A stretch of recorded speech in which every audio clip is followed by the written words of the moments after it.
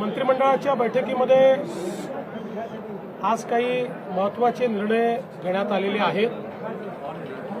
यामध्ये विशेषतः गेल्या काही महिन्यांमध्ये सातत्याने महाराष्ट्रामध्ये जी अतिवृष्टी झाली आणि त्यामध्ये शेतकऱ्यांचं जे काही नुकसान झालं या संदर्भात एक आढावा आम्ही घेतला। जवळपास 60 लाख हेक्टरचं नुकसान हे झाल्याचा प्राथमिक अंदाज आहे। यापैकी पहिल्या टप्प्यातलं जे काही नुकसान होतं ऑगस्टपर्यंतचं त्याकरता 2215 कोटी रुपये हे राज्य सरकारने वितरित करणं चालू केलेलं आहे। ई-केवायसीचे जी काही अट होती ती शिथिल करून ॲग्रीस्टॅकच्या रेकॉर्डप्रमाणेच हे पैसे देण्याचा आम्ही निर्णय घेतलेला आहे आणि त्या संदर्भातली कारवाई आम्ही सुरू केलेली आहे।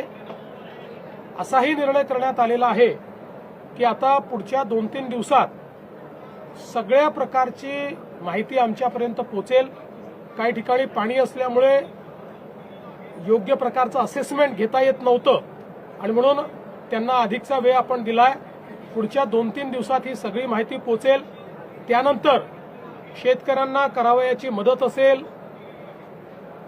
जी खरडून गेलेली जमीन आहे त्याच्याकरता करायची मदत असेल, विहिरींच्या संदर्भात करायची मदत असेल, घरांच्या संदर्भातली मदत असेल, तातडीची मदत जी आपण सुरू केली आहे त्या संदर्भातले निर्णय असतील, वेगवेगळ्या प्रकारे ज्या ज्या प्रकारचं नुकसान झालेलं आहे त्या सगळ्या नुकसानाच्या संदर्भात एक कॉम्प्रिहेन्सिव्ह पॉलिसी तयार करून आणि ही सगळी जी काही मदत आम्ही करणार आहोत ही पुढच्या आठवड्यामध्ये त्या संदर्भातली घोषणा आम्ही करू आणि शक्यतोवर आमचा प्रयत्न आहे की सगळी मदत ही शेतकऱ्यांना दिवाळीपूर्वी त्यांच्या खात्यामध्ये मिळाली पाहिजे अशा प्रकारचा प्रयत्न आम्ही करणार आहोत। तसाच निर्णय मंत्रिमंडळाने घेतलाय।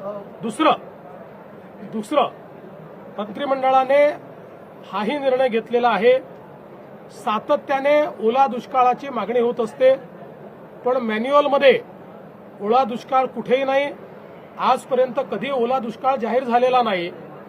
तथापि आम्ही हा निर्णय घेतला की ज्यावेळी दुष्काळ पडतो त्यावेळी ज्या ज्या उपाययोजना आणि सवलती आपण देतो त्या सगळ्या सवलती आता यालाही म्हणजे दुष्काळ तर त्याला टंचाई म्हणतो आपण, तशाच प्रकारची दुष्काळी टंचाई पडली आहे असं समजून त्या सगळ्या सवलती याही वेळी लागू करण्याचा निर्णय हा राज्याच्या मंत्रिमंडळाने घेतलेला आहे। त्यामुळे जी काही मागणी होती की त्यावेळच्या सवलती लागू झाल्या पाहिजेत किंवा ओला दुष्काळ जाहीर करायचा अर्थच तो असतो की त्या सवलती लागू करा, तशा सगळ्या सवलती या लागू करण्याचा निर्णय हा राज्याच्या मंत्रिमंडळाने घेतलेला आहे।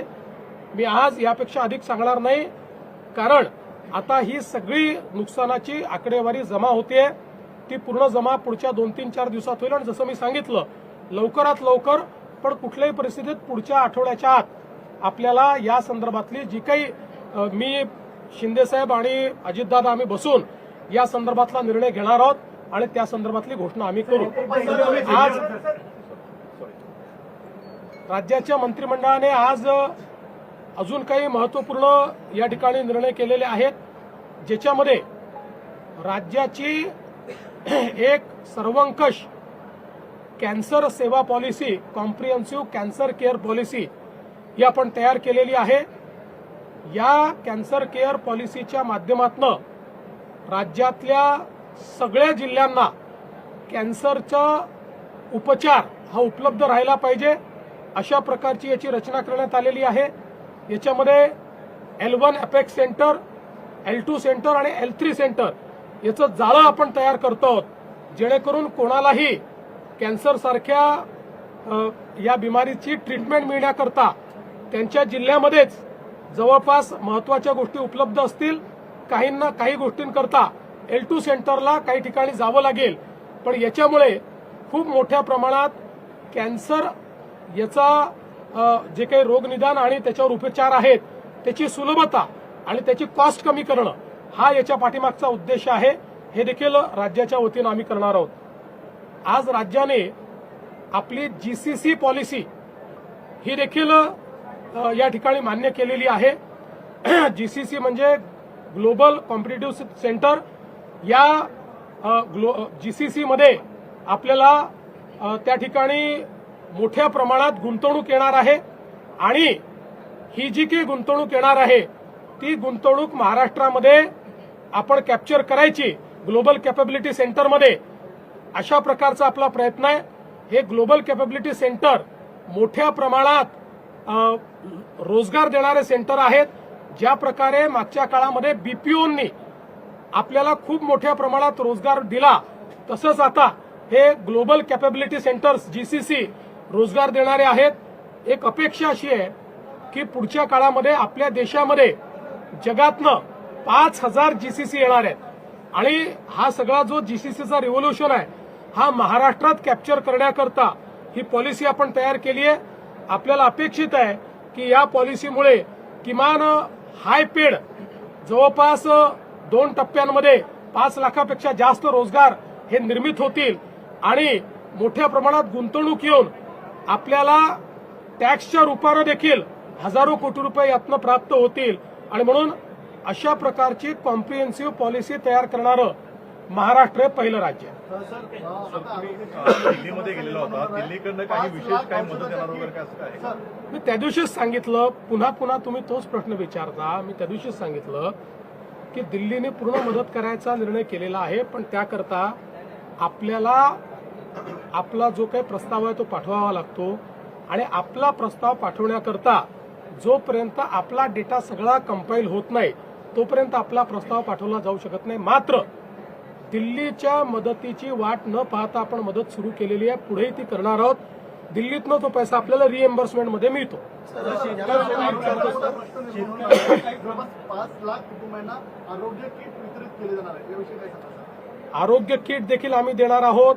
त्याच्यासोबत विशेषतः गहू, तांदूळ, डाळ आणि इतर बाकी अनेक महत्वाच्या वस्तू याचीही किट ही आम्ही देणार आहोत, जेणेकरून आता ज्यांचं नुकसान झालेलं आहे त्यांना पुढच्या महिना 2 महिने त्रास होऊ नये अशा प्रकारची व्यवस्था आम्ही करतो।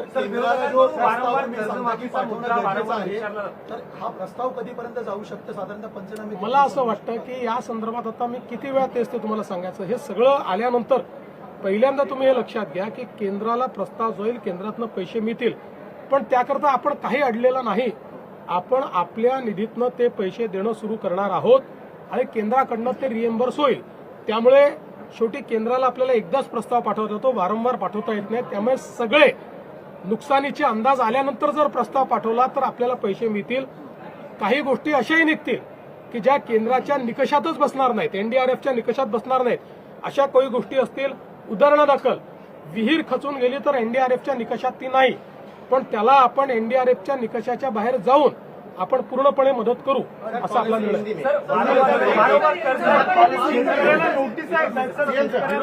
एकाच जिल्ह्यामध्ये अशा प्रकारे नोटीसच्या संदर्भात त्या ठिकाणी आणि त्याही नोटिसेस जुन्या आहेत, त्या नोटिसेसचं आमच्या निदर्शनास आलंय। तिथे बँकांना सांगितलंय, सगळीकडे बँकांना अतिशय स्पष्ट निर्देश दिलेले आहेत, कुठेही वसुली आम्ही करू देणार नाही।